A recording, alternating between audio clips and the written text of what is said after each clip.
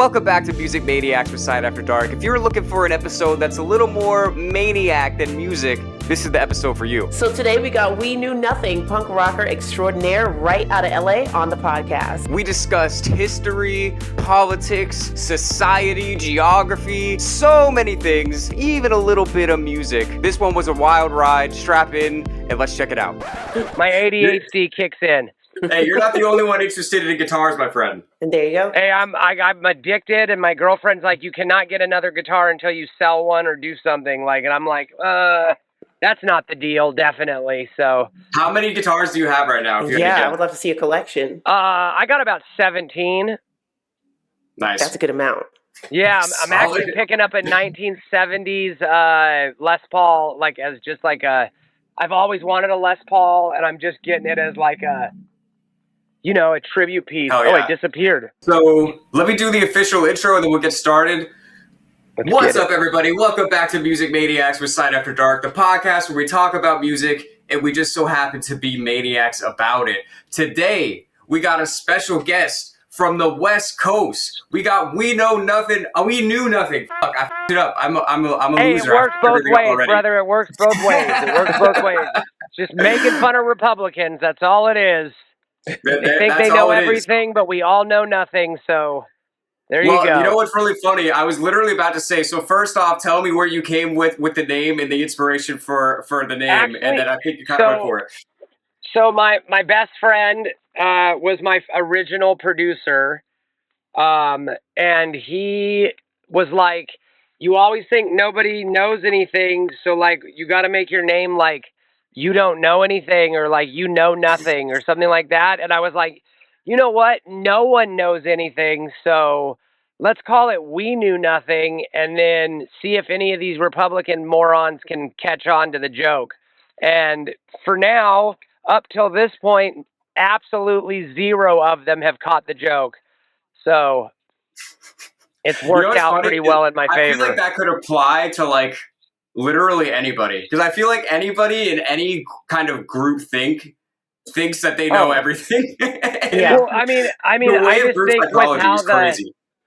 with how it's been going and with the people that have been in charge, that they're like totally anti like education. So they just like tell you like, oh yeah, you know stuff from learning on X, which why did I even call it that? It's Twitter. They learned it on Twitter, like. And they think now I'm an expert, but like the guy that fucking spent his last 30 years of his life getting his PhD in the subject, he doesn't know anything about it. So I'm not going to take his word, but I'm going to take some guy named freaking Cybertruck 333 giant balls, whatever, his word. And he didn't even graduate high school. Bro, you don't know Cybertruck? So he's a legend. I would never in my life be in a fucking Cybertruck. I would shoot myself in the face before I got in a Cybertruck. Every time I see one of those on the street, I'm like, dude, this is how is this even real? Like, it's. I know. Like why are we here at this time? You can literally pull those apart by your hands. You can pull a Cybertruck apart by your hands. I've watched it happen in person.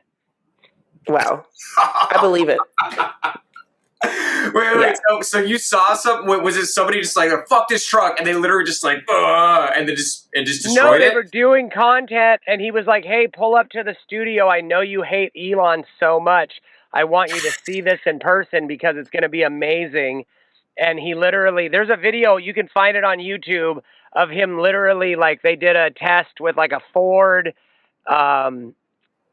they did like a few trucks. I can't remember what the other trucks were. I think one was a Toyota, maybe a Nissan, the Cybertruck. They do like accidents, and if it could still drive after the accident, they did like all sorts of things. They lost the keys. They did all these different like things that like happen in normal people. And literally after any of them, if you shut the doors too hard in the back doors of a Cybertruck, if you shut them too hard, it breaks the windows. And it gets the fucking plastic trim stuck on the inside of the car. So you have to rip the plastic trim off the inside of the door to open the door up. That's too much. It's for a car. That's Their too much to think build about. quality, Enough. that's $180,000 car when it came That's out. ridiculous. Unbelievable. Wow. That man is a fucking criminal, and he will be going to jail as soon as this administration is out of office. Also, there is no such thing as a good Nazi. The only good Nazi is a dead one. So, that's where I am right now. You seem like really artistic and everything. You're super colorful, super California. Like everyone that I know that gets into some type of political stand, there's a moment in their life where they just like look around and they're just like, this is not right. Something's not working. So when did that happen to you? Why did you decide to take on I've been like this my whole life. We've lived in LA. My grandma was born in LA. Then my mom was born in LA. Her sister was born in LA. They were here for the 60s riots in LA. I wasn't quite alive yet for the 80s. Maybe I was alive for the 80s riots, actually, now that I'm thinking about it. I think that was right around 86, 87, wasn't it? I think I was like one. I think I was like one. Was like 90. Was that 91? Which riots? All I know about is Watts and Rodney King. Those are the only two. That's 91, 92 was... riots was the 60s one, right? Yeah, 60s, 70s. And then Rodney King was what, 92? It was like 91 or 92, yeah. Okay, so then I was like because of that Sublime song. The Sublime song, April 92. But like, I was like, 90% of my friends are like black, so like, I like have always been part of the struggle, and I always put myself in front of my black friends, and I am the one that will talk shit to police, like, quit doing that shit. You guys are weird because they don't treat the black community correctly, and I don't fucking think it's cool because those are the coolest people on earth. They don't get credit for anything, but they invented rock music, they invented punk music, they invented fucking basically anything you listen to, and it's like a new form of music. It's not classical bullshit that's boring as hell to listen to now. That was all invented by black people. And I'm sure, honestly, that classical music was invented by black people. Right now, I'm like 98% sure that Beethoven was black. Because, like, what other human being is going to still have rhythm after going deaf? Like, honestly.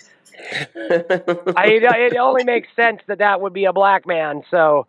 Well, they said he was a Moor, so I mean that does have some African heritage. Yeah, but he was born in Africa. But it also has like Mediterranean. It's like a mix of people. He could be a mix. Yeah. He could be a mix, but he's still black. Like he's still a black man. He was from Africa. Apparently, the Moors were like Arab, right? From what I've been reading, apparently he would have a white guy stand in for him for all the pictures they painted of him. So then they wouldn't know that he was a black man. That's insane. Back then? That's crazy. Isn't that wild? Yeah. Because back then, I feel like, I don't know. But he was 1700s. It was a little different in like Europe and stuff. It just started. The whole racism thing just started in the 1600s. Excuse me. There was no such thing there was no such thing as race before the 1600s. And then like, the Native Americans didn't even know what private property was until Christopher Columbus got here. So, we've white people, quote unquote, have ruined the entire world. But like back then, the only people that were considered white were the French and the English. And the only reason the French were considered white is because Benjamin Franklin enjoyed having sex with French girls. So he called Germans swarthy barbarians. Swarthy, what a word. Swarthy barbarians. That was what the Germans were. He said the Norwegians were also swarthy barbarians. The Norwegians were the first culture on Earth. I'm Norwegian. I love Norwegians. I was related to Eric the Red. I am related to Eric the Red and Leif Erikson, who are two of the most famous Vikings of all time. My grandma did our whole genealogy. On my dad's side, we go all the way back to the Revolution, so I don't quite know where we come from on that side. I think we're Italian. They're all short and fat and loud, so I'm pretty sure we're Italian. Jeez Louise. But, like I was saying, there's no such thing as white because, like, at first it was Anglo-Saxons and French people were white, Then the Germans were allowed to be white. Then the Italians and the Irish were allowed to be white. My girlfriend she's from Poland. She was born in Poland. She moved here when she was 8, so she lived through the fall of the Soviet Union. They weren't white. They weren't considered white until the 1960s. So white is just the political in-group. Like, makes sense. Well, like, really, it's not a thing. it's crazy. Whiteness is not a thing. It's not a thing. Well, race is not I'm a thing, Norwegian. really. I'm not white. Right. I'm gonna start checking the white box. When No, wait. nationality is a thing. Race is not a thing. It's the human race. The Human Genome Project actually proved that. My cousin helped work on that. She was decoding gene schemes for the Human Genome Project. So, yeah, I learned a ton about that stuff. Well, that's 100% true. And I've had conversations with people before that don't understand this, because I feel like if you think about it on a surface level, somebody says, oh, race is a construct. And someone will be like, well, what do you mean? That person's white and that person's black. But it's like, no, but like, that doesn't actually mean anything. Like, what is your culture? It means that person's people come from an area where the melanin needed to be higher because the sun beat down on that area more than it did on the area you lived in, where you needed to have white skin so that you would blend in and not fucking freeze to death. They needed to blend in with black skin so they wouldn't cook. It's pretty simple.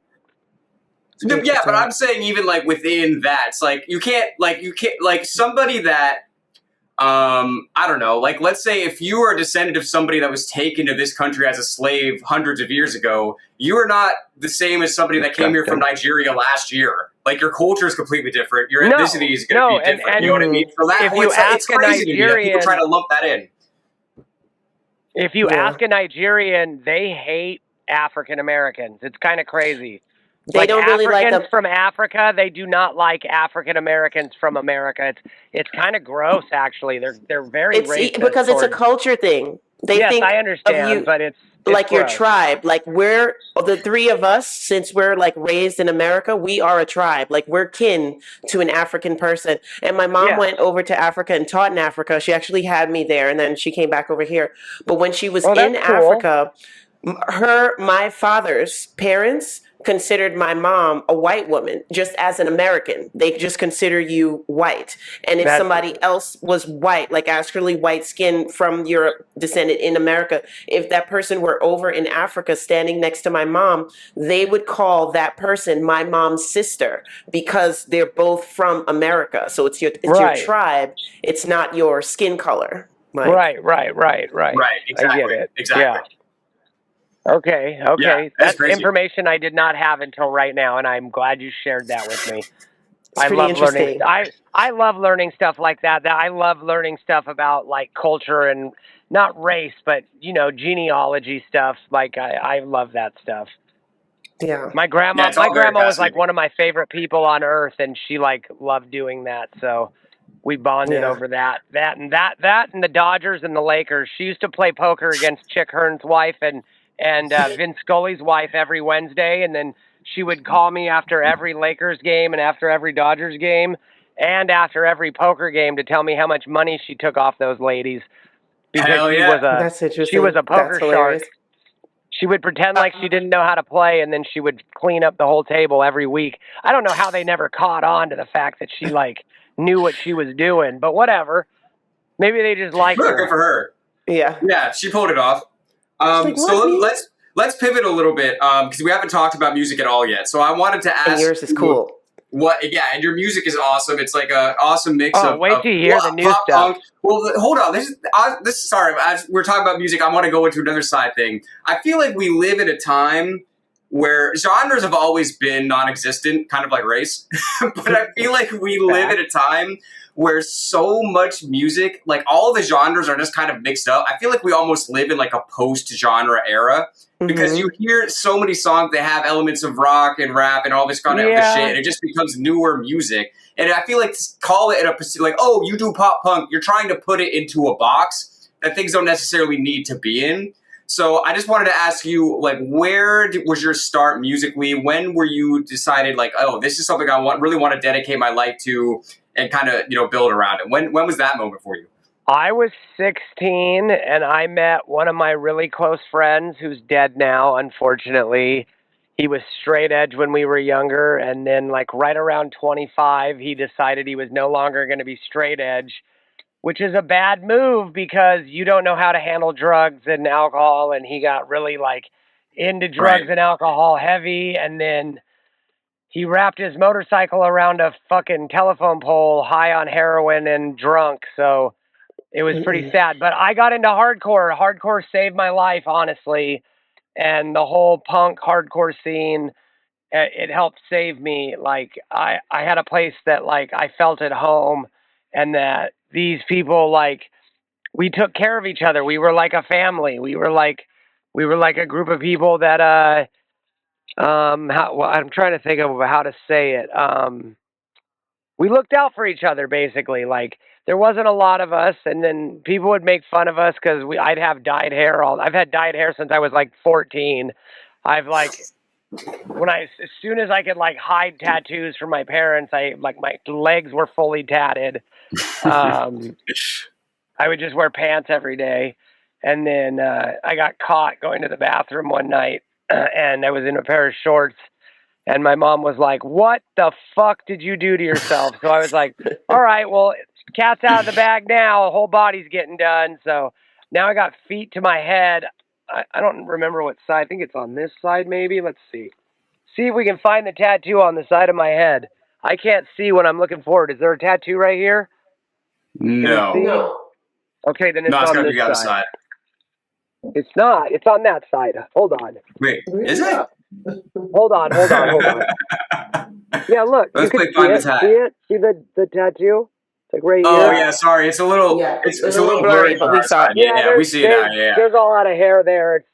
It messed up my hair follicles, or I would have had my whole head tatted. But I wasn't about to go fully bald and then my hair not grow back correctly. You're not trying to go the full Travis Barker. How do you even still have hair dyeing it since 14? My hair would have fallen out. Okay. Oh, I got a homegirl that's like a really, really good hairstylist, and she kills it. So she dyes my hair, and like she knows what the fuck she's doing. So I go to her all the time, and she takes care of me. Her name's Danny J. Can I plug her studio? Yeah, for sure. It's DNA Hair Studio. It's in the West Side in Los Angeles. I'm telling you, if you want color, cut, whatever you need, hairstyle wise, she's got you, or her partner's got you. Ashley's also a great hairstylist. It's just them two. They have like a kind of a smaller hair salon, but they are killing it. And I hope to God that they keep it going for as long as they can. And then as soon as I have like some real money from this music thing, I'm going to pay her to be on tour with me to keep my hair right for shows and stuff. Yeah. Oh yeah. And then I'll be paying her like $1,000 a haircut, and she won't have to pay for her hotel rooms or anything. And I'll give her a per diem and everything. Well, I gave my bandmate 25% of the band, and then I gave the head of the content team, I gave him 10% of my band. So like, I'm not greedy. I'd rather do it together because we're gonna make more money than if we do it apart. And so, well, that lifts everybody up, and then everybody's more motivated to do well and to want to see you do well. What's the saying? High tides raise all ships, or something like that. Something like that. Yeah. I know what you mean. Yeah. Oh no, I froze. I don't know the saying, but it sounds cool. Oh, I'm back. It's a good saying. It's a good saying. The rising tide lifts all ships. Some shit, yeah. Sorry to interrupt, everyone. Just wanted to take a few seconds to tell you about all of our great new merch options. We got t-shirts, hoodies, coffee mugs, hats, tote bags, and so much more. Click the link to view the whole selection. All rights and trademarks reserved to Side After Dark is the best LLC. If you don't like it, then you can make your own LLC to compete with ours, but you probably won't because you're lazy and a hater. Prove me wrong by purchasing every one of our items at full price. Alternatively, if you're cool, you can hit us up literally whenever for sales and discounts. I used to work on music with my best friend. His music name is Javi. It's Javii. He is an extremely talented artist. People should check him out for sure.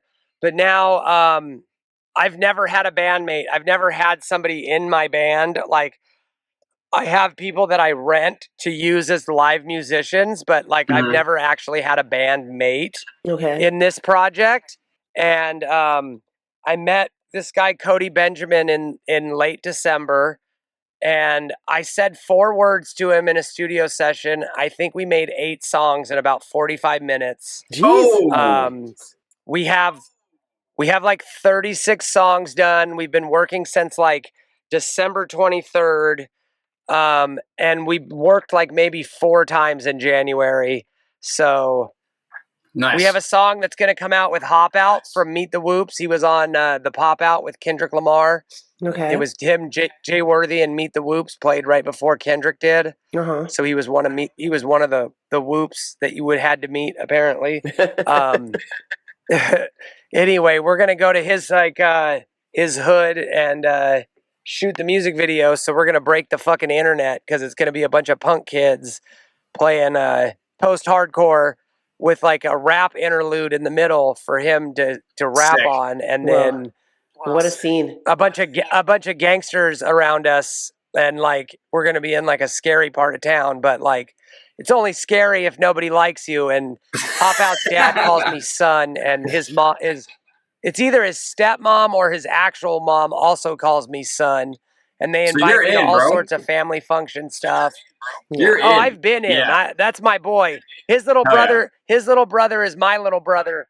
He fell on a hard time, and he stayed on my couch with his wife and his daughter. And I love that kid more than anything. He's also extremely talented. He needs his flowers, and he needs someone that believes in him, that can afford to like, put him on a record label and pay him some money and get him going.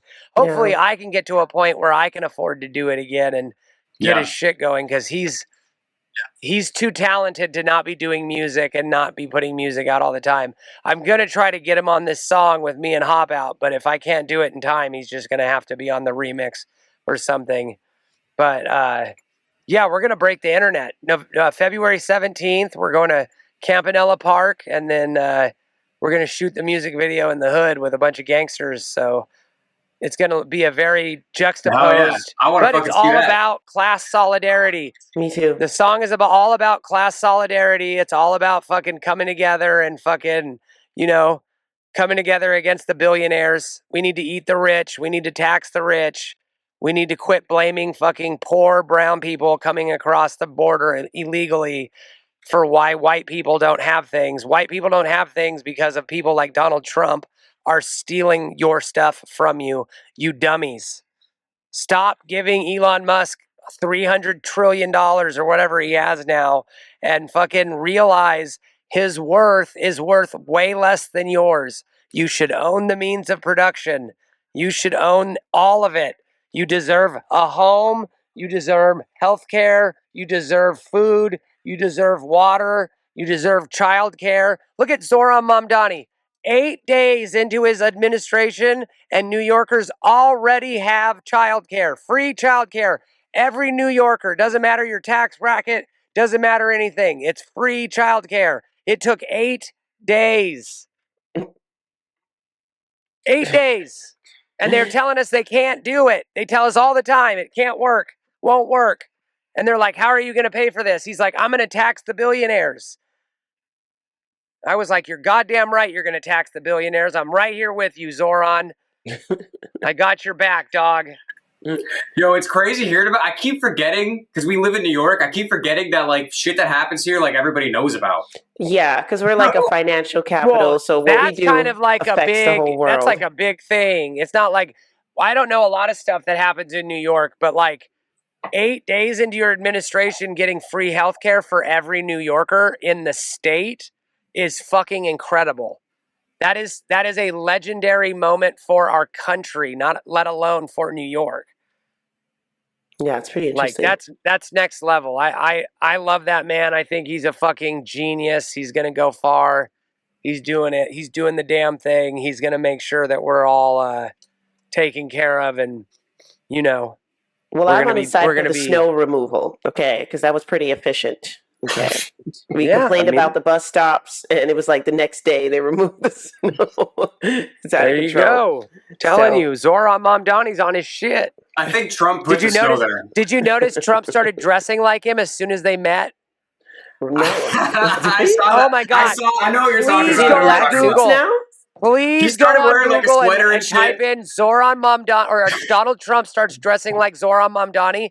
He is wearing the exact, he's wearing like the, what do I want to call it? Like the Ross version of Zoran's outfit. But I can probably find a picture to splice into the podcast as we're talking about it, because I know please exactly what you're show talking her about. a picture of this. She needs to see it. She will cry laughing because he literally, I'm telling you, whoever Bubba is, that's what he wants to do to Zoran. He's ready. He's ready to slurp Zoran down. Oh my goodness. Yo, you know what the craziest thing was? You know, the whole time Zoran was running, Trump's talking about Zoran, blah, blah, blah, he's this, he's that, and then they met one time behind closed doors, and all of a sudden Trump's like, oh, this guy, he's pretty good. He could do some good. And I'm like, what the fuck did they talk about in that room? My favorite part of that whole thing was when the fucking right-wing reporter was like, you called Trump a fascist, like, how do you square that now? And Trump goes, it's okay, you can call me a fascist. Yeah, I'm like, whoa. Like, bro wants to slurp him down so bad, it's crazy. I saw people in the comments be like, it's a Queens thing. Yeah, you just gotta appeal to him on a certain level. He is like that. Like when it boils down to it, he's a very true and tried New Yorker, Donald Trump. It's just no way around it. It's not a Queens thing. He's a queen.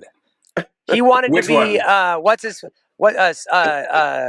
Soderbergh, is that his name? Soderbergh, the Broadway guy. I don't know. I'm not sure. Playwright. Steven. Sondheim. Sondheim. Yeah. Sondheimer. Yeah. Sorry, it took me a second I had a brain fart. But no worries. Yes, Trump wanted to be Sondheim, and he's just like Hitler. He's a failed art school queen that wanted to freaking be New York elite, and New York hates him, so he wasn't allowed in the in-groups. Yeah, well, I don't know. I don't think New York really hated him until he ran for president. Yeah, no, they hated him. They hated him. Come on, son. My cousin was going to Columbia. My cousin went to Columbia Medical School. My cousin went to NYU at the same time. She spent time in Berlin when the Berlin Wall fell. She was in Czechoslovakia as a foreign exchange student. She worked on the Human Genome Project, even though she said she didn't, and says she won't say she did. But she was Is she not supposed to talk about it? She was decoding genes for the project, so she doesn't count it as working for the project. I'm like, you decoded genes for the project, girl. For the project. You literally worked for the project, girl. Like, calm down with this humility nonsense. Like, you need to get rid of that. You are no longer. You should not be humble at all. You need to be. Oh, so you think she was almost like embarrassed just super to talk humble. about it? That's all it is. Yeah. She's super humble and she doesn't want to brag about stuff. But I will brag for her, Sarah. You are the fucking shit. You're the smartest person I've ever met in my life. And I take your word on a lot of things. And I never take anyone's word. Yeah, shout out Sarah. Hell yeah. I'm not going to give her last name, but she works at Queen's Hospital and she's the greatest the greatest doctor on the state of Hawaii. So if you need a good doctor, my wife used to work at Queen's Hospital. If you need a good doctor, go see Sarah at Queen's Hospital. She works in geriatric, I think, though, so you got to be kind of old to go see her. When we're done, I'm going to ask you later, because my wife worked at Queen's Hospital for years. I'll give you all her information. I'm actually her husband's name is hard to say, so I'm going to have to ask how to say it. I might have to text you later or something. And we'll figure it out. We'll figure it out. It's a small world, you know? Mm-hmm. Yeah, man. Yeah, so... But yeah, I'm sick. I'm sick, man. I'm sick of all this stuff. Like, music is supposed to be an outlet, especially punk. It's supposed to be an outlet against all of this. And like, I try to use my platform to fight fascism. And when Trump started saying anti-fascism was like a terrorist group, I was like, excuse me? So you're saying we're fascist now? Like, I'm confused. My grandpa lied about his age to go kill Nazis in Germany, and now you're saying we are fascist? Like, I don't think so, brother. We're not doing that. Yeah, it's so interesting. So that's why probably you wrote the song, that CIA song, which is like total punk song, but it's got so much political wait till you hear the song with Hop Out. If you guys have Untitled, download the app Untitled. I will send you this rough song of me and Hop Out. You guys what is will Untitled? trip. I don't know what this is. Yeah, it's called Untitled. I'm not plugging this. I'm not sponsored by them. It's just a good way to transfer music and not have it stolen. Oh, okay. Wait, I actually, Sifa, our Sephiel, that's what he uses to send us music. So we actually are on that. Perfect. Text me your, I'll give you my info after we're off recording. Cool. You can text me and then I'll send you the song. And you can, I literally want you to either call me or text me back immediately after listening to it, because it's all about class solidarity. And it was me and this like super gangster, like literally doing a post-hardcore song. It's so crazy. And this is the one you're doing the video for, right? Yeah. It's like Run DMC and Aerosmith, but like instead of rapping about shell toes and trying to be like a capitalist weirdo, we're like singing about fucking class solidarity and fuck Donald Trump and fuck ICE and fuck these fascist pigs. Like, yeah, what music's really supposed to be about. Well, but the Republicans always think Rage Against the Machine is raging against a toaster, I think, or something. Well, they're not really Rage Against the Machine anymore, right? They're actually with the machine now. Yeah, well, I mean, some of them, Tom Morello is, but Zach De La Rocha will never be part of the machine. That man is a diehard communist till the day he dies. He will never fold. That man is for his principles. We literally just did a podcast talking about the origins of punk rock and hip hop, and how the whole fucking point of both of the genres talk about shit that's actually going on. Mm-hmm. Actually like street level things that people are seeing in their communities, not just like, love songs and just like filler kind of shit. Yeah. So it's always been like that. I know Vivienne Westwood was one of the starts of punk, and she was trying to sell clothes using the Sex Pistols. But I can't remember. There was a black band about 10 years before that from Detroit. I want to say their name was Hell. I don't think it was Hell. Maybe it was something like that. It might have been Death. But they were...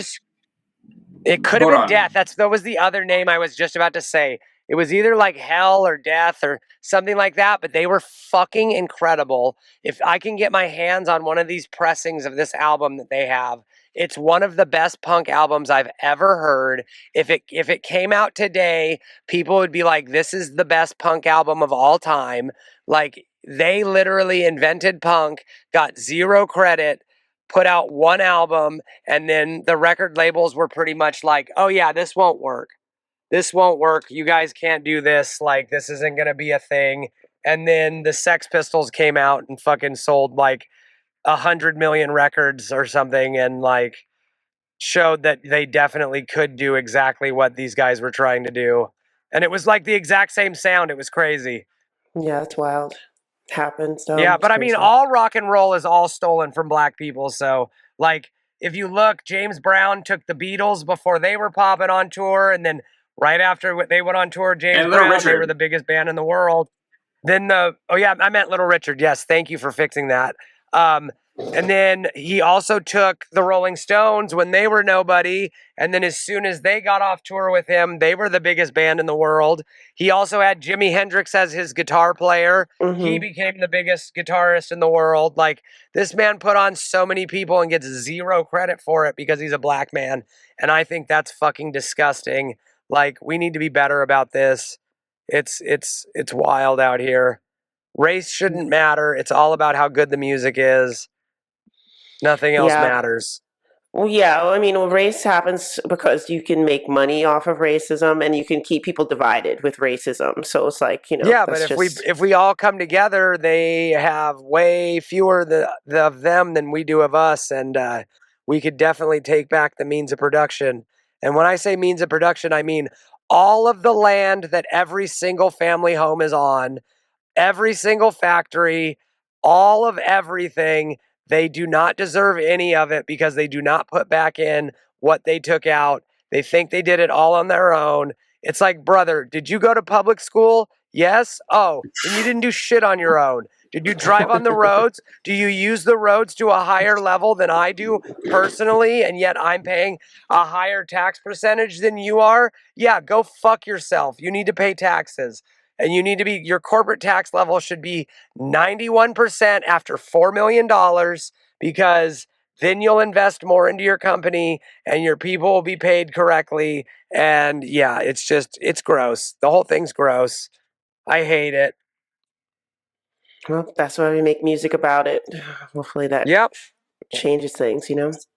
I mean, I think it is. I think it is changing things. I think Israel kind of helped us by destroying themselves with this whole Palestine thing. And I think Israel's on its way out, to be honest with you. The American people no longer like supporting them. I think about 70% is over supporting Israel. They have free healthcare, free childcare, free college, free basically everything. And we have bombs that we sell them. So, yeah, we got nothing. We live in hell. We live in the richest third world country in the world. Our country's a shithole. I live in downtown Los Angeles and have for 20 plus years. I've watched it go. Right before COVID, it was pretty nice. It was like getting to a place where it was getting nice. They were building places for the homeless. Like stuff was starting to happen, and then after COVID, it never really started back up again.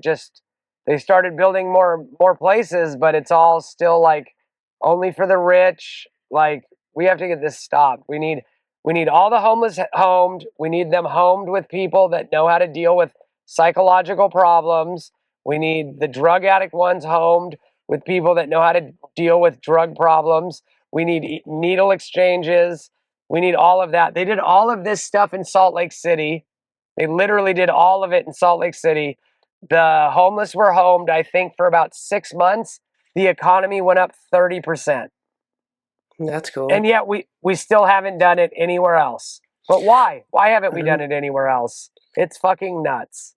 What I started to notice, what I like about homes and stuff like that, people have started to build tiny sheds. Like, you know, the shed you would buy at Home Depot? Homes. Yeah. People are putting that on their property, building it up, insulating it, and just like renting it out to like Airbnb people or family members or things like that. I swear my neighbor did the same thing. He put a tiny shed up in his backyard that almost looks like a garage, and I swore it was like just like a tool shed, but I think like his son has come home, and I think his son kind of quote unquote lives back there, like that's his place, Right. but he probably uses the kitchen and all that stuff in the house. So Right. they're cool solutions. I mean, that's okay, but like renting out to Airbnb is absolutely not okay. They support the IDF. Airbnb is on the BDS list, and they're high up on the BDS list. No money to Airbnb. Insane. No Yeah. money to Airbnb. No. Can't be supporting the IDF and the murdering of children, of Palestinian children. They use white phosphorus on these kids, and their skin like melts off. It's fucking gross. It makes me sick and makes me want to cry every time I think about it. That's insane. Like, it's actually nuts. I like got in a huge argument with some girl that was like a fan of mine on Instagram, and then she blocked me. So I doubt she's a fan anymore, but hey, whatever. I don't want Nazi fans anyway. Like, the only good Nazi is a dead one. I'm going to say that again and again and again. And Zionists are Nazis. They're just Nazis by a different name. That's insane. What does that word mean to you? Zionism? Yeah. That means it has nothing to do with Judaism. Nothing. 0% to do with Judaism. It is the Zionists are the group of people that the Europeans didn't want in their country because they were still racist against Jews. And so they tried to find them places to move to, and Palestine was one of the places. And of course, the Palestinians, being good people, were like, yes, of course we'll take our neighbors and we'll help them and we'll let them live in our homes with us and we'll feed them and clothe them. And I think the funniest part of the whole thing is these motherfuckers are allergic to olive pollen. So the land is telling them that they do not belong there. Oh, that's true. You could look it up. They're cutting down olive trees because they're allergic to the olive pollen. Ashkenazis, okay, I'll look it up. Ashkenazis are allergic to olive pollen. I mean, I'm Ashkenazi. I eat a lot of olives. I was going to ask, are you allergic to olive pollen, Dan? It's not the olives. It's the olive pollen from the trees. Oh, like what the tree is letting out? Yeah, like, yes. The pollen, like so it can pollinate other trees. Yes, I promise you. And it's not every Ashkenazi, but it's a very, very, very high number. It's like 90-some%. Hold on, I can look it up for you right now. I can tell you. But we can keep talking while we do this. I can do multiple things. If you have any other questions. What car do you have? We were talking about cars earlier. What car you got? I have a Mercedes E350, which I know is problematic because I was like, do you? They worked with the Nazis, but they were kind of forced into it, and they didn't believe in it. And as soon as the Nazis were gone, they like literally came out and like apologized for everything. Like the second they were gone, but if they would have said no, they would have just been murdered, and their factories would have just been taken over. So I don't know how much I can blame them for doing what they did, but like I do understand they're problematic. I do get it. So I will agree with you on that. That was fun. I was like, let me see what happens with that. But it is what it is. I mean, I think about that shit all the time. Like, everybody likes to say, like, oh, I would do this during this time, or I would do this during this time. But if somebody comes into your house with a fucking rifle and was like, hey, join my army, or I'm going to kill your wife and kids in front of you, you're probably going to fucking go with them. Yeah. I know in the Congo, they used to force soldiers to, like, rape their own mothers. Like, war is bad. Okay, it's I was wrong. It is still a high percentage. It's 70% are allergic to the olive pollen. 70% of Ashkenazi Jews are allergic to olive pollen. So the land is saying, like, you don't belong here, but it's all good. I don't think any state should be an ethno-state at all, like, period. I think they all should be secular. States should exist? No, honestly, no. That's the thing. I'm really glad you said that, because people like to say, first of all, let's get straight of what a country is and what a country has always been. A country is an imaginary line on a map enforced by people with weapons. That's what it's always been throughout all of history. So when people talk about countries that should exist or shouldn't exist, it's like, yo, either every country should not exist, or countries that exist, and that's the fucking world that we live in, and you can try to make them not exist. But it's like, everything exists or it doesn't exist. You know what I fucking mean? Like, that's all, every country that's ever existed has been founded on war and violence. Correct. Of an empire, or an empire dissolving, some kind of genocide. So it's interesting when people say only one country shouldn't exist. I'm like, yo, if you're taking that logic, no fucking country should exist. So I'm glad that you said that, because people don't even like take the logic to its extreme. You know what I mean? Yeah. I always question, like, well, then who's the good guy here on the planet? Please point out the country, quote unquote, that's the good guy here. There's no good government. Know which one is? There's no good government in the fucking There's some planet. good countries, actually. And it's a world government, and you can tell because they all dress the same. They've all got the stripes. We've all got the same colors on our traffic lights. Like, it's a one world government.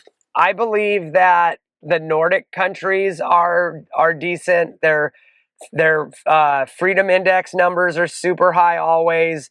The happiness levels of their people are super high. The walkability of their cities is freaking insane. Children can walk around safely at night. I think the Nordic countries would be my number one. I'd love to go there someday. Japan, I would say, but they have like a really weird rape culture there. So like that's problematic, like extremely, and scares me a little bit. But I love Japan, so I don't want to talk too much shit on there. I don't want to get banned. Japan But is it interesting. Problematic. Because when you look at their history, it's like literally up until the World War II, like they were the fucking colonizers of all of Asia. Oh my God. Like they were the UK of Asia. They used to call Chinese people dogs. Do you know who General Shinto is? I've heard of the name. Are you ready to learn something really fucking disgusting and crazy? This man did experiments. Now's the time. This man did experiments, and he learned how to give bugs like gnarly ass diseases. And the way he tested the fact that they would have these gnarly ass diseases is he would unleash them in mass into China and watch the people get the diseases. And he killed millions. Like, I think his total got up to like somewhere around 16 million people died because of his testing of bug disease implementation. My great uncle got the Silver Star in Japan, so he like evened it out. He killed a bunch of Japanese people out there, so we can say. Did we just get those lantern flies over here? Is that the Japanese salt? There's a bunch of crazy shit. Yes, we got Japanese lantern flies. We got those. Remember, it was like 2 years ago. They were invading here. I'm not gonna lie, I don't remember. All I can think of for the last few years is how much Putin has on Trump and how he's compromised by Russia.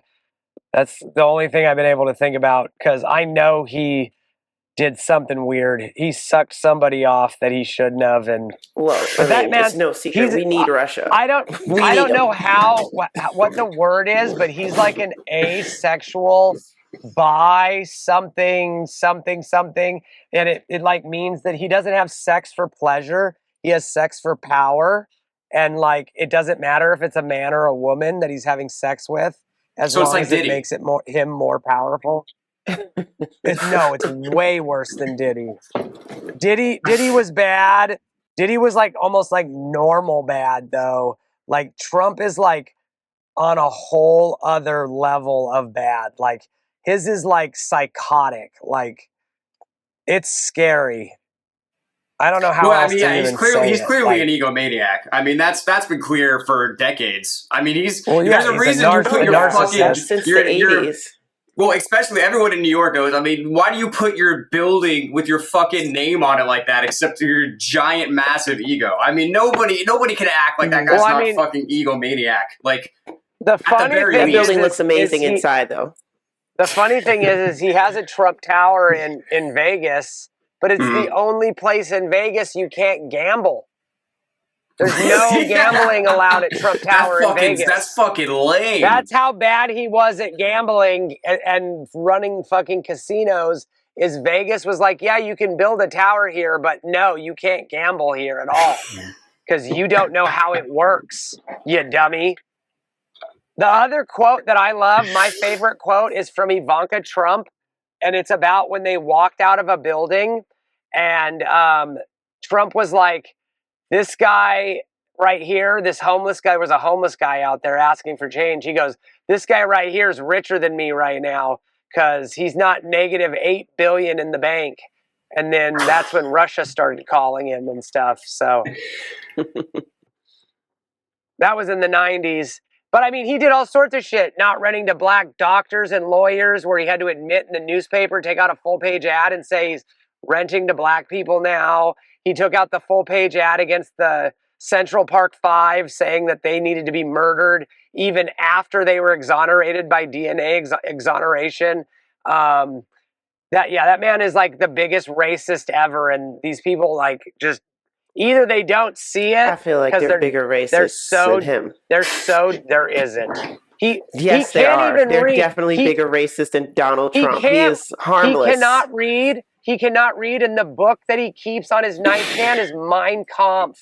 The biggest racist wouldn't even let you know that they're racist. That's a big racist. You wouldn't even know it.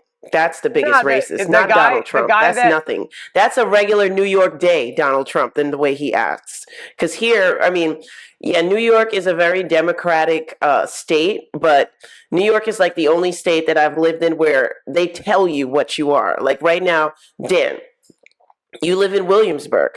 You just happen to be Jewish living in a Jewish neighborhood? No, not really. Like, I'm Caribbean. I I just love happen to be Williamsburg. Caribbean living in a Caribbean neighborhood. Nah, I they love put us here. Like, Williamsburg. you know what I'm saying? Yeah, for sure. Yeah, he's not. When we he's, go he's over, pretty when we go to harmless. New York, we stay in Williamsburg a lot. I love it over there. I love Shout walking out. through Williamsburg. Yeah.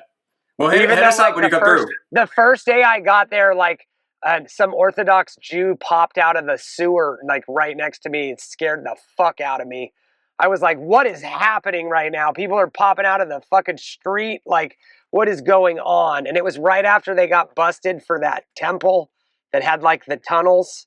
Do you remember Oh, that? my goodness. I know what you're talking about. Yeah, so in that was like Crown two or 3 years ago you were here. Yeah, it was a couple years ago. It scared the shit out of me when it happened, but like I didn't think the guy was gonna do anything to me. I just heard like a noise and I was like, what the hell was that? And then I saw the guy coming out of the ground and I was just like, what is going on right now? That's one of those things. When you're in New York, you just fucking keep walking. You see, there's just the amount of crazy shit you would see at any point. It's like, all right, you're not fucking harming me. I'm just gonna keep going about my day. Yeah. No, I think that someone told me the way it is, and actually it made perfect sense to me. Is in New York, you guys aren't friendly, but you're nice. And in California, we're friendly, but we aren't nice. We're not nice. That shit is so true. I remember, okay. So I'm fourth generation to live in New York, but I didn't grow up in New York. My great-grandparents came here. My grandparents lived here. My dad lived here. I was born in Florida. When I moved to New York, I remember being like, fuck, like, I think people are like mean here. Like, I gotta like watch myself. And I found out real fast, it's like, nah, people are not mean here unless you're being fucking stupid. If you need help, people will help you. Yeah. If you ask for help, people will love to help you out. But if you're standing and like blocking a subway door or you're sitting down on the staircase and you're blocking people, they'll tell you that you're a fucking asshole and there's not going to be any kind of remorse about it. And I respect that. I was getting off the subway and I watched a lady like standing at the bottom of the stairs with a stroller, like thinking about how she was going to get up these stairs with a stroller. And without saying a word, two guys walked up next to her, grabbed the stroller and carried it to the top of the stairs, set it down, and just walked off without saying anything. Don't say anything. Like, what the fuck was that, dude? It happens every day. I see it every day. Yeah, I bet. Like, I was like, that was the coolest shit. Because I try to help everybody here that I can. But I always ask if it's okay if I help them. Because sometimes they'll get mad at you for, like, trying to help them here. It's kind of weird. So, like, you can't just, like, help somebody. They're crazy here. It's a whole nother thing. I gotta see LA. It's just I've never Come been out. that I will far take out you to west. all the best places. We'll stay out of the west side because that's where all the yuppie transplant weirdos live. Unless you want to go to like Venice, we can go to Venice. Venice is dope, but like the rest of the west side is trash. Honestly, it's just absolute garbage. I hate it there. But like, we can do. We're good. I'm good for right now. Okay. Nothing. My phone's just saying I got 20% battery left. Yeah. Okay. No worries. Well, I was gonna say like we're supposed to be out on tour in October. We're supposed to end in LA around Halloween time. So hopefully we'll be able to meet up or something. Please. I would love to come 100%. See you. Dude, yeah. So we're mad excited about that shit. Come. Oh yeah. Hell yeah. We got it. We got to be there. And then when you come to New York on your tour, you hit us up. You're coming. That's how the shit goes. You're there. Yeah. You're there. Of course. Sure. Duh. You'll love Cody. I wish Cody day. could have been here tonight. You guys would have loved him. Yeah. But next time, maybe, we can always set something else up. Yeah. We can do this again. We can do another podcast. I'd love it. Yeah, for sure. You guys will love Cody, I promise. But Cody, I didn't have a bandmate. I started this. I've been doing this for like 8 years now. And like I met Cody at like the end of December. And literally like 4 days after meeting him, I was like, yo, why don't you just be in my band? Like we like speak to each other telepathically. It's like nuts. Nice. Like I've had sessions where I like tell the guy, like, you're doing this wrong. Like this is not what I want at all. And then I'll play him a song. I'll be like, make the verse sound like that. Do something that sounds like that. Then I'll play another song. I'll be like, make the hook sound like that and make it work. And never got it right ever. I said to Cody, I was like, look, make the verses sound like Under Oath. Make the fucking hook sound like Smashing Pumpkins. And literally 5 seconds later, we have a fucking Under Oath Smashing Pumpkins like beat, basically. And then another one, I was like, oh yeah, make it sound like Brand New, but just the verses. And then do the Smashing Pumpkin hooks again. And bam, we have a brand new Smashing Pumpkins song. Like, it's nuts, dude. It's just nuts. Oh, I can't wait to hear it. I love the Pumpkins growing up. Dude, I'm going to send you this new song that I did with Hop Out. I'm telling you right now, it's going to break the internet. It's going to be on that legendary status of fucking Aerosmith and fucking Run DMC. It's like, but except instead of just rapping about fucking Adidas shell toes, we're rapping about class solidarity and the need to fucking fight for each other. Hell yeah. So beautiful. And I'm also screaming like I used to because of Mitch from Suicide Silence. Shout out Mitch from Suicide Silence, even though you're dead. And shout out Alex Lopez. You're one of the best hardcore drummers ever. Ever. Shout out. Love you guys. Love you guys. Shout out.